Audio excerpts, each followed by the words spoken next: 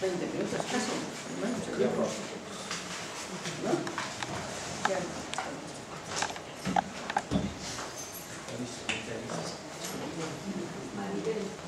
Vale, quería decirle que has tocado el tema de los homicidios y en esto de la salud, pero el tema de los suicidios está siendo también una tragedia. Sí. Y oía el otro día que se están ocultando para no alarmar a la población, pero que es escandaloso la cantidad, cómo está aumentando los suicidios desde que está esta crisis así tan Sí, fuerte. es cierto que desde que en el Estado hemos entrado en la crisis, hay algún trabajo publicado en la revista americana de salud pública, es una revista de las de verdad, de las serias de verdad. Ahí están publicados los datos de suicidios en España desde que hemos entrado en la crisis, y es cierto que han aumentado de una forma considerable.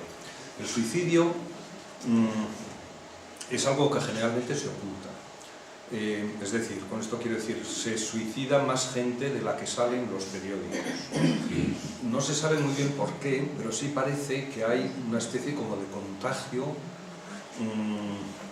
Es decir, cuando se habla de suicidios, los suicidios se encadenan y hay una especie de concatenación de suicidios. Y bueno, y en determinado momento se tomó la decisión de no informar exhaustivamente del número de suicidios. A mí me parece una medida... yo tengo sentimientos encontrados con esta decisión. Pues porque yo creo que tenemos derecho a saber y a saber la verdad. Y por otro lado es verdad que es una medida, yo creo que de prevención de suicidios, no informar de los suicidios. Y ahí tengo el corazón partido. Por un lado me gustaría que se dijera con naturalidad el número de suicidios, y por otro lado pues lo entiendo como una medida de prevención. También te puedo decir otra cosa, por ejemplo, yo en Tudela no lo sé, pero bueno, el tipo de suicidio cambia según la geografía, según la cultura. En algunos sitios la gente se suicida más ahorcándose, por ejemplo, en otros se suicidan tirándose a la vía del tren, en otros tirándose por la ventana. En Pamplona, por ejemplo, hay un sitio que en determinado momento pues bueno, se convirtió un poco en el lugar al que iban los suicidas a suicidarse, ¿no? Entonces en ese sitio pues tomaron las medidas para evitarlos, pero hubo una temporada en la que mucha gente se suicidó en ese hotel. Y ha aumentado, es verdad, es una de las consecuencias claras de la crisis, el aumento de suicidios. Ahora los periodistas y así estaban cuestionando si informar a la gente. Estaba oyendo yo el otro día un debate sobre este tema. Sí. Sí, yo quería primero darte las gracias porque ha sido una gozada escucharte, hablar de ética, o sea, igual a ética, justicia social, y luego una pregunta breve que se me ha planteado. Cuando hablabas, a mí a veces me pasa, supongo que a muchos de los que estamos aquí, muchos de también, has hablado de resiliencia, de aceptación, lo cual está muy bien, y creo además que estamos bueno, yo me considero que estoy entre los que tenemos suerte, tengo trabajo, tal, pues la salud también la tengo que encontrar casi más que pelear por ella, ¿no? Bueno, casi me viene dada, ¿no? Pero está, por un lado, resiliencia y aceptación, por otro lado, cabreo y pelea. Entonces, yo no sé muy bien, porque tú transmites muy buen rollo y a la vez como que hay que movilizarse, pero no sé muy bien sí, es que dices algo de eso, ¿no? Sí, la resiliencia es eso, la aceptación de que las cosas no te vienen bien dadas, ¿no? La aceptación tranquila de eso. Pero la resiliencia no es un concepto reaccionario para nada. La resiliencia se enfrenta, lo contrario de la resiliencia sería la pusilanimidad, es decir, esa gente que en cuanto tiene un pequeño problema se deprime y es incapaz de nada y va al médico a por pastillas. Os he puesto la diapositiva que refleja el crecimiento del gasto de ansiolíticos en España. ¿Eso qué quiere decir? Pues que la población española tiene muy poca resiliencia. Es decir, que ante cualquier problema se siente tan mal, tan desprotegida, tan pobre de recursos, que recurre a los ansiolíticos. La resiliencia lo que busca o lo que promueve es entender que te está pasando algo malo, algo terriblemente malo, y ser capaz de aceptarlo como un fenómeno que te está pasando. Pero eso no quiere decir para nada el resignarte. La resiliencia es enemiga de la resignación. La resiliencia te lleva a luchar consciente, razonable, prudentemente por lo que crees, por lo que consideres que es tuyo. Lo que no te lleva a luchar es la toma de ansiolíticos. Tenemos tanta gente que toma ansiolíticos cuando suelen decir ¿cómo es posible que no haya un levantamiento social? Yo esa cosa de diapositiva siempre digo, pues hombre, esto algo tiene que ver. Esto algo tiene que ver. Pero receta un médico, te quiero Sí, decir. sí, sí, sí. Con 4 palabras te Espera. podría ayudar. Esto algo tiene que ver con que no haya una explosión social en el Estado. La resiliencia no es un concepto conservador para nada. La resiliencia es, bueno, vale, me está pasando esto, no me voy a hundir. Aceptarlo en esa medida. No quiere decir resignación ante todas las maldades, estaba pensando en otra palabra, pero en fin, que te están pasando o que te están haciendo. No. Es decir, entender que te está pasando eso, aceptarlo, que no es lo mismo que darlo por bueno, aceptarlo, entenderlo, aceptarlo y saltar sobre ello y saltar contra ello. Y decías, claro, te lo receta un médico, es verdad. Es verdad. A ver, yo creo que hay las dos profesiones más conservadoras del mundo, y esto se nota ya en la facultad, son Derecho y Medicina. Son las dos profesiones más conservadoras del mundo mundial. A ver, más cosas voy a decir. Claro, nosotros bebemos mucho en nuestro conocimiento médico de Estados Unidos. El sistema americano de salud es muy distinto al nuestro. Bueno, antes hablando de medicina sostenible. Fijaros, en este momento se está impulsando, y ya está en el mercado, un fármaco para enfermos de cáncer que cuesta 100.000 euros, y que alarga la vida como mucho 2 meses. Es que, claro, ahí sí que- Lo pedimos, o sea, no lo pedimos todavía, pero el día que ya se comercialice en España, lo pedirá todo el mundo y los médicos lo recetarán encantados. ¿Por qué hacía referencia a Estados Unidos? En Estados Unidos, a los médicos que recetan esto, les dan, la empresa, el laboratorio les da un plus económico importante. Un plus económico importante. Pero los malos no son los médicos, también. Pero yo sí. Los malos no son solo los médicos, los malos somos todos.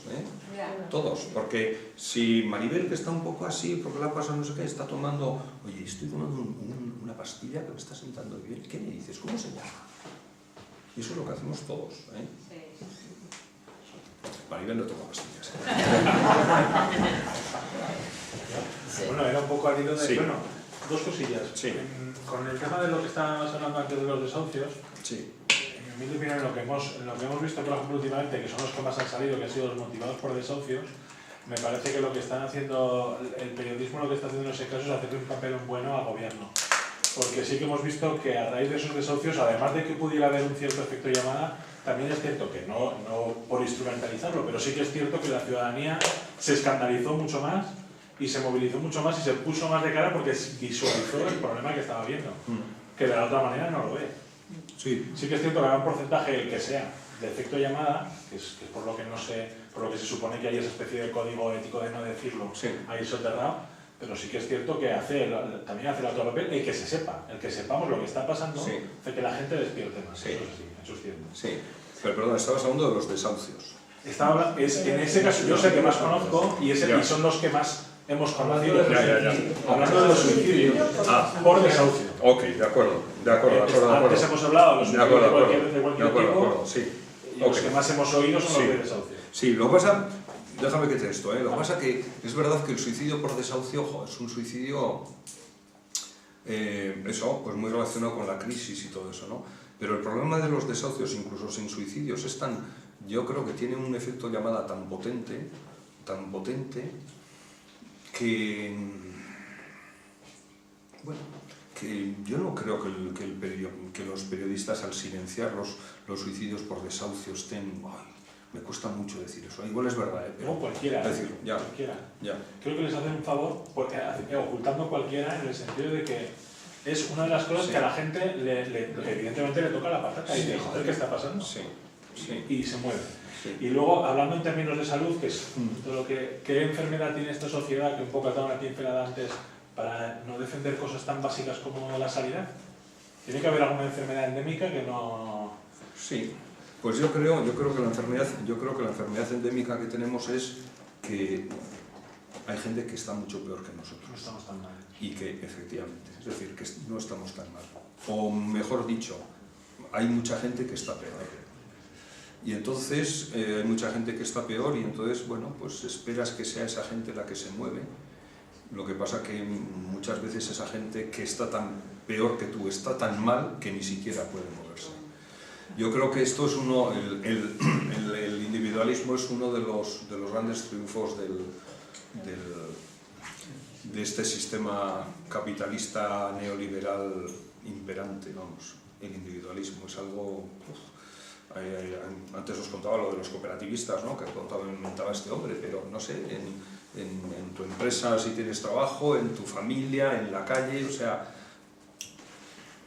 el individualismo es, yo creo que y es más, y yo tengo la sensación, no lo sé, ya veo que estás metido en el tema de los desahucios, yo tengo la sensación que incluso no en el movimiento, no en la plataforma, pero sí en las personas que recurren a la plataforma, incluso en esas personas que están tan mal, que son desahuciados de su vivienda, incluso se da ese cierto individualismo, es decir, que mientras me toca a mí yo voy y a la mani y llevo la pancarta y llevo no sé qué, si se soluciona mi problema ya me tranquilizo un poco, es una sensación que tengo, y es de todo hay, de todo hay.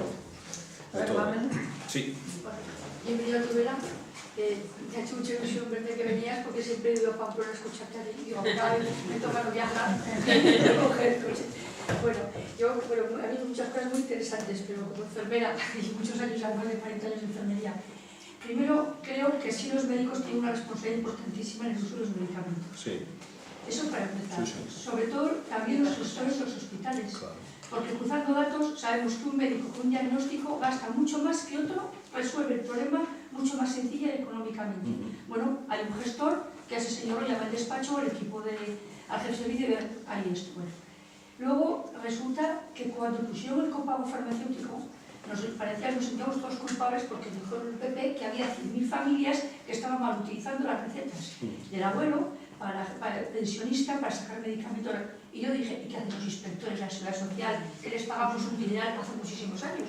Esos señores tenían que haber dimitido automáticamente y no poner el copago a la sociedad que parecía que nos castigaban a todos. A ver, quiero decirte que hay una serie de problemas en cuanto a falta de control, falta de gestión y de responsabilidad dentro del ente público. Ya no hablo de las privadas, que yo ya de universitaria y todo eso, yo no trabajo nunca en la privada y no sé cómo va.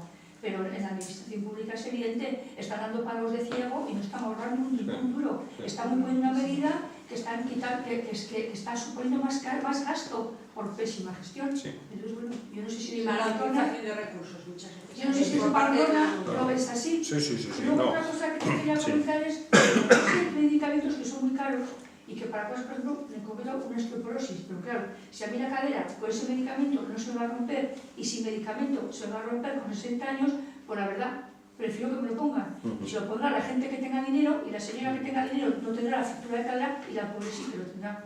Lo que habrá es que investigar el gobierno para desarrollar ellos sus líneas de investigación y que no sean tan caros los medicamentos. Porque si en este momento hay medicamentos Diana que valen un dineral es porque Novartis, que no, yo no tengo nada con ellos, y Abai, toda esa gente tiene unos laboratorios impresionantes, investigan, que gastan un pastón y que luego nos lo quieren cobrar con creces. Y sin embargo, los gobiernos, tanto ahora como el PSOE y no los dos, están siempre limitando los recursos de investigación. Y eso es una línea totalmente directa con la medicina y con el desarrollo social, ¿no? Sí. Bueno, sí. Hay una última palabra que tiene Neco, y si quieres... Como queráis, sí. 5 minutos. 5 minutos. Neco, un segundo. Neco. Pero es muy cambio de tercio, entonces si quieres... Vale, sí, yo estoy de acuerdo con todo lo que dices. Es decir, ¿se está gestionando la sanidad bien? No, se está gestionando muy mal.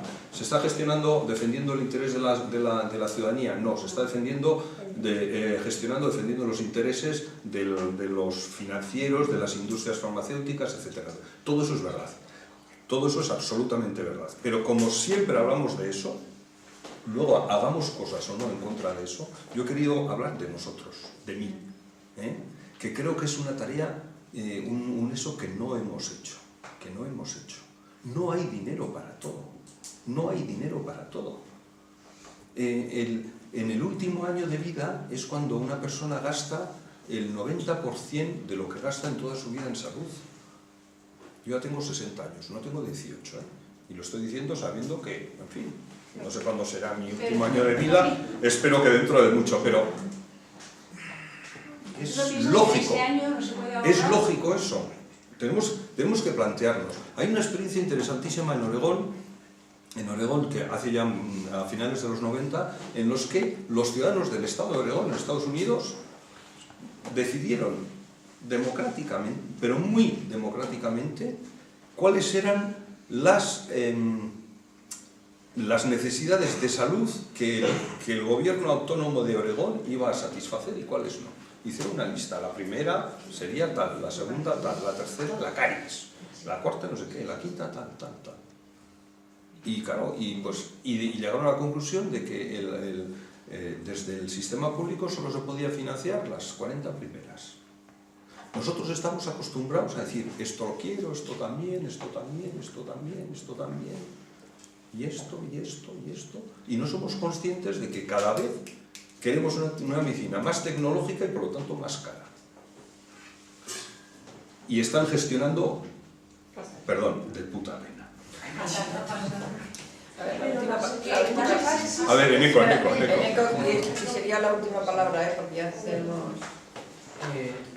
por dejártela así con bote para que le empalmes a la escuadra. Has hablado de economía del desacuerdo. Sí. Creo que aquí tenemos un reto que es la economía del desacuerdo en Navarra. O Sí. sea, lo tenemos. Sí. Y sin embargo, no sé cuáles serían esas propuestas, yendo un poco a lo práctico, para practicarla, para conseguir desde la política pues llegar a acuerdos de cuáles son esas necesidades básicas que ahora nos están cubriendo. Hablamos de renta básica, hablamos de vivienda, hablamos de un montón de cosas. Entonces, ¿cuáles te parece que serían esos pasos en ese camino para empezar a trabajar esa economía del desacuerdo? Sí, para mí hay el primero y fundamental, que creo que es el que imposibilita que aquí lleguemos a acuerdos de ningún tipo, es el reconocimiento del otro como sujeto moral y como sujeto político. Yo creo que ese es el principal. Es decir, en este momento, si no haya, por ejemplo, hablando claro en este momento, si en Navarra no hay acuerdo, por ejemplo, en eso que se llama la oposición, sea lo que sea, es porque no hay un reconocimiento del otro como un sujeto, como un agente moral, democrático, íntegro y magnánimo. Yo creo que ahí está el quiz. Te podría poner siglas, ¿no? Creo que las puedes poner perfectamente, oír lo que dice no sé quién de no sé quién y lo que dice no sé quién de no sé quién. Mientras no haya un avance en estas cosas, lo tenemos difícil. Antes he dicho, por ejemplo, hablando del PSOE, he dicho que, claro, pues después de gobernar no sé cuántos años, ahora de repente son laicos, casi son hasta republicanos, ¿no? O sea, de la noche a la mañana en una asamblea han decidido que van a hacer 100.000 millones de cosas. ¡Oh, qué bien! O sea, es como increíble. Pero la misma incredulidad tengo, por ejemplo, con los que se acuestan defendiendo la violencia y se levantan demócratas. Esto necesita tiempo. Y en una comunidad tan enfrentada como la nuestra, tan dividida, con tanto descrédito de los unos hacia los otros y de los otros hacia los unos, yo creo que es fundamental el reconocernos como agentes morales, políticos, como ciudadanos y grupos democráticos y ponerlo en práctica. El día que seamos capaces de hacer eso, aquí empezaremos a ver la luz al final del túnel. Bueno, pues ya nuestro... Oye, pues muchas gracias a todos.